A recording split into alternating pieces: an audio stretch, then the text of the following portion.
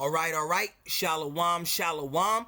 First and foremost, I want to give all praises, honor, and glory to Yahweh, Bahashim, Yahweh Shai, Bahashim, Rakah, Kwitash. Double honors to the apostles and the elders of Great Millstone that rule well. All right, shalom to the 144,000 and the elect that scattered throughout the four corners of the earth. Peace and mercy unto you. You Negroes, you Latinos, you Native Americans. You are the true Hebrew Israelites that the Bible speaks of. You are the true chosen people of the book. All right, so this is going to be part 4 of murder by injection. All right, contamination of the food chain. All right, so I'm going to just pick off right where I left off on part 3. All right, I recommend that you watch, all 3 parts. All right, starting from the first one, man. All right, because great information is being brought out, man. And this book goes into the unethical practices and the witchcraft and sorcery of the medical industry and the food industry, man. So let's get into it, man. Let's zoom in real quick. All right, it says alfalfa is because I'm gonna just pick up right where I left off. All right, so it says alfalfa is a highly recommended substance by many nutritionists because of its structure. Its chlorophyll molecule is a web of carbon and hydrogen, nitrogen, and oxygen atoms grouped around a single atom of magnesium. This is similar to the structure of hemoglobin, the red corpuscle, all right, except that the atoms are grouped around a single atom of iron instead of magnesium. All right. A recommended treatment for kidney stones is lemon juice in a glass of water, or a combination of carrot and beet juice. The present writer has obtained quick relief and shrinking of a kidney stone in the ureter, all right, by drinking quantities of cranberry juice. These juices apparently begin to dissolve the stone, which then passes without effort. The stone is usually an oxide, an accumulation of minerals or oxides, which forms a hard stone.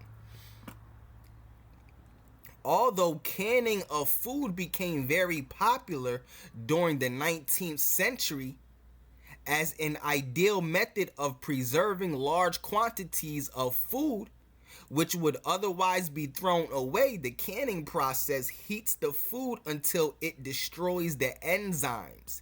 Yeah, basically, what's that called? Pasteurization.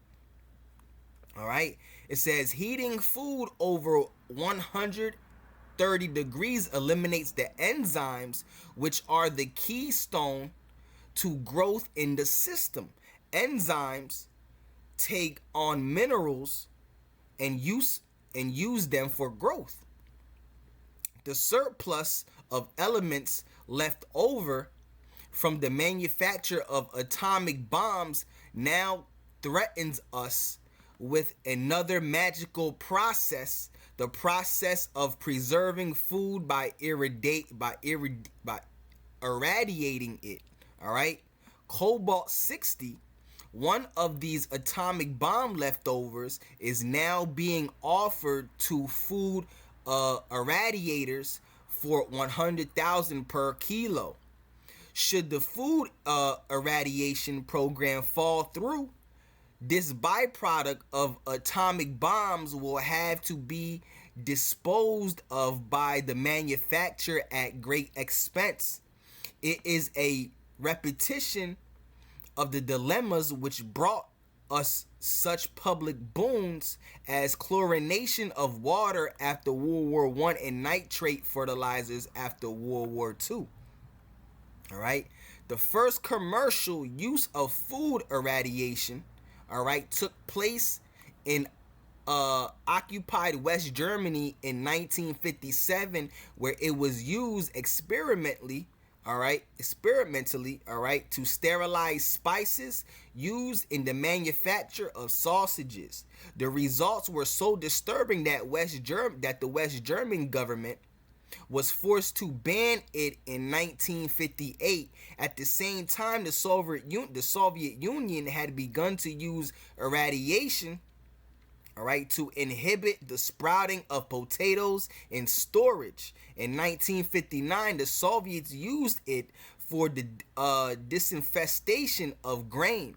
Canada, which is heavily influenced by pro-Soviet representatives in its government, began to use irradiation on potatoes in 1960.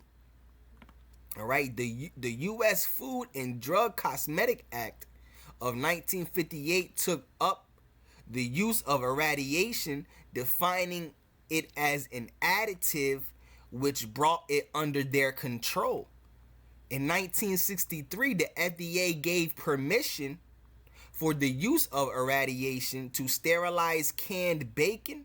This permission was rescinded, all right, in 1968. All right. It says in 1968, the Rockefeller monopoly moved to back the food irradiation process on a national level. The Coalition for Food Irradiation was formed by some of the nation's biggest food companies. All right, Alpo, Beatrice, all right, Campbell's Soup, Del Monte, Gaines Foods, General Foods, Hormel, Heinz, Hershey, Gerber, Mars, Stouffer, and Welch. Man. All right, joining them in the coalition were the chemical companies W.R. Grace, DuPont, and Rockwell Nation. And DuPont is one of the elite banking families. All right, one of the Illuminati elite wicked banking families, man. All right, and Rockwell International. It says the coalition began. All right, it says the coalition began the tried and true technique of staging well-planned and expensive conferences at prominent universities. All right, quote unquote conferences at prominent universities, at which only the advocates, all right, for their plan would be heard. All right, one of these conferences backfired. The plan, all right, a radiation conference at Johns Hopkins University Center for Radiation Education and Research was scheduled in August 1987. All right, prospective attendees were disturbed, all right, to find that the list of scheduled speakers were heavily stacked in favor of food irradiation. All right. Of the 20 listed speakers, 19 were known proponents of irradiation. The sole critic of food irradiation, Representative Douglas Bosco, all right, of California, pulled out when he realized that he was being set up. It would be publicized that although critics of food irradiation had been given a plan at the conference, the conclusions would be totally in favor of irradiation. All right. The scheduled advocates of food irradiation included Dr. Ari, all right, Brynjolfsson, all right, of MIT, Dr. Ronald E. Engel, Deputy Administrator of the U.S. Department of Agriculture, which had approved the irradiation of pork, all right, George Giddings, all right, Director of Isomedics, all right, the nation's largest irradiation firm, Dennis Heldman, Executive Vice President of National Food Processors, which planned a cesium irradiator with the Department of Agriculture in California. All right, Dr. James H. Moy, a professor of the University of Hawaii, who proposed a cesium irradiator, all right, jointly with the Department of Agriculture in Hawaii. All right, Johns Hopkins University was a willing participant, all right, in this stage conference because in 1986 it had received $317 million In defense funds, Johns Hopkins University, in the second largest defense contractor after MIT, Dr. Brynjolfsson of MIT was one of the earliest advocates of food irradiation. All right, the United States Army has spent some 50 million on food irradiation since the 1950s. Most of the results have been flawed. All right. Most of the results have been flawed. All right. Maine has outlawed the sale of irradiated food. Milwaukee forbade the building of a radiation plant, and public opposition also forced radiation technology to abandon a plant in Elizabeth, New Jersey. In 1987, the European Parliament voted against irradiation, all right, in the European community on precautionary grounds. The Canadian Parliament then decided against irradiation for wheat. Meanwhile, Abbott Laboratories and Baxter Trivenol, leading pharmaceutical manufacturers, have licensed gamma irradiation facilities to Dow Corning, General Electric, General Foods, IBM, IRT Corporation, all right, Merck, RCA, and Rockwell International. Hold on a second. Let me pause this video. All right, my bad. I had to pause the video. But anyway, let's keep reading. All right, it says, after the Canadian Parliament recommended against using, all right, irradiation for wheat, Jake, matter of fact, let's get it for edification. All right. All right. It says irradiation is the process of exposing an object to radiation. All right. So all these foods, all right, are being exposed to radiation, man.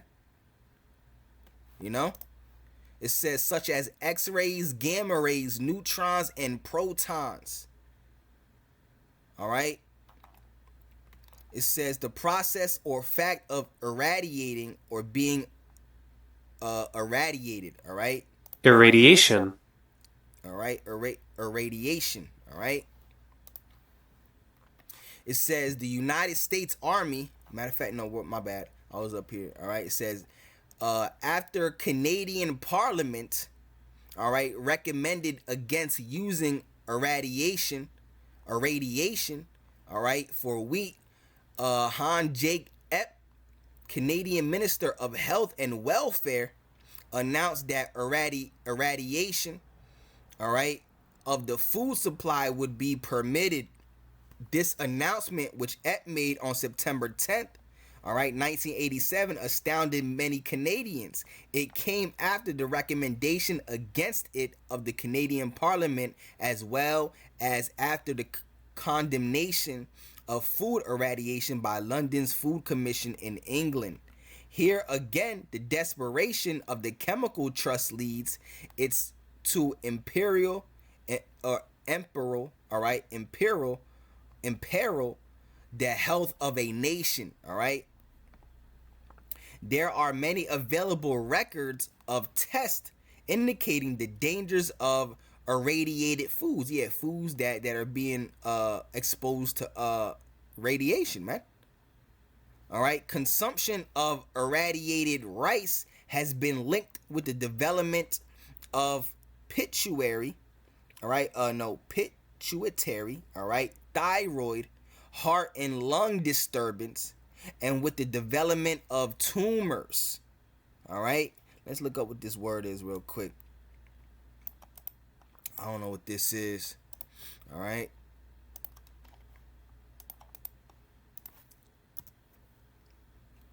It says the pituitary gland, also known as the hypophysis cerebri, is a pea-sized gland located at the base of the brain that controls many of the body's functions. Wow.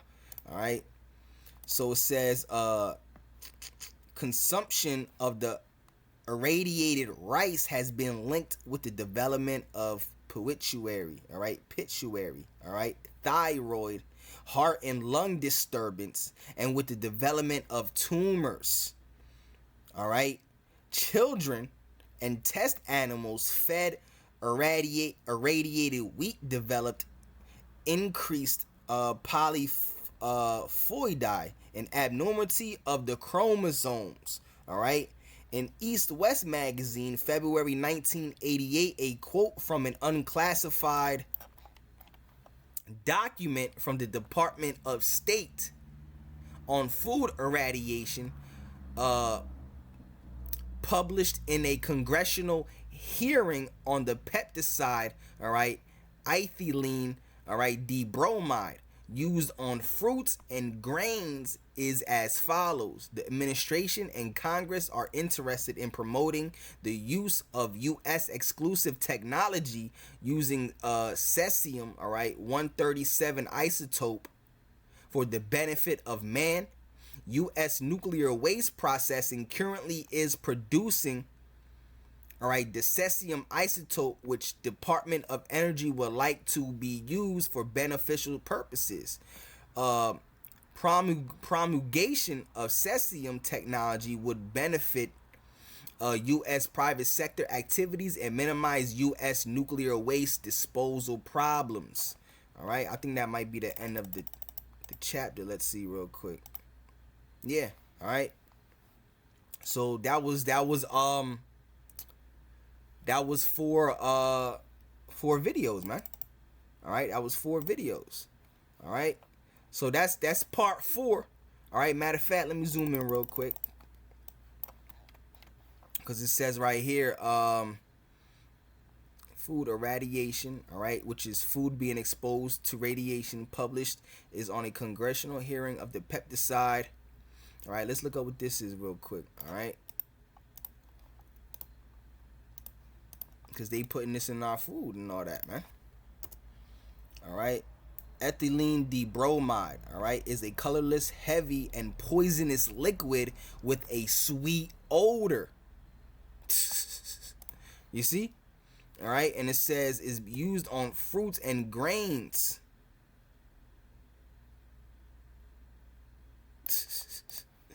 All right. It says if you are exposed to ethylene dibromide, you should flood affected skin with water immediately. Remove and isolate all contaminated clothing.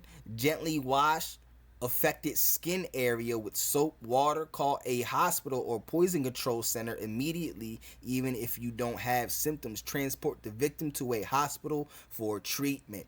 And they putting this on the food. Or they was putting it on the food. Till this day, they still using poisonous chemicals in on the food, man. Pesticides, all types of pesticides and insecticides, man. Esau has to go, bro, because he controls all of this, man. The elites control, all right, the food industry, the food supply, the FDA, and all of that. Any type of health organization or administration, you know. It says it says fuel additive. It's a fuel, they use it as a fuel additive, all right, treating logs for termites and beetles, controlling moths and beehives, and preparing dyes and waxes.